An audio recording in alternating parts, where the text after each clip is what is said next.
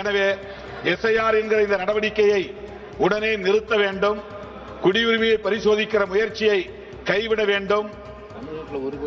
தமிழ்நாட்டில் கிட்டத்தட்ட 1 கோடி மக்களின் வாக்குரிமையை பறிக்கிற வாய்ப்பு இருப்பதாக தெரிய வருகிறது. இதை எந்த வகையிலும் ஏற்க முடியாது. அண்டை நாடுகளில் இருந்து ஊடுருவல் நடக்கிற மாநிலங்களில் தமிழ்நாடு ஒருபோதும் இடம்பெறாது. இலங்கை தமிழர்கள் அங்கே வருகிறார்கள் என்றாலும் கூட அவர்கள் சட்டவிரோதமாக குடியேறவில்லை. அரசின் அனுமதி பெற்றுத்தான் தங்கியிருக்கிறார்கள். ஆகவே எந்த வகையிலும் இந்த நடவடிக்கையை ஏற்க முடியாத சூழல் உள்ளது. இதை உடனடியாக கைவிட வேண்டும். புரட்சியாளர் அம்பேத்கர் அவர்கள் முன்மொழிந்த கோரிக்கையை மீண்டும் நான் வலியுறுத்த விரும்புகிறேன்.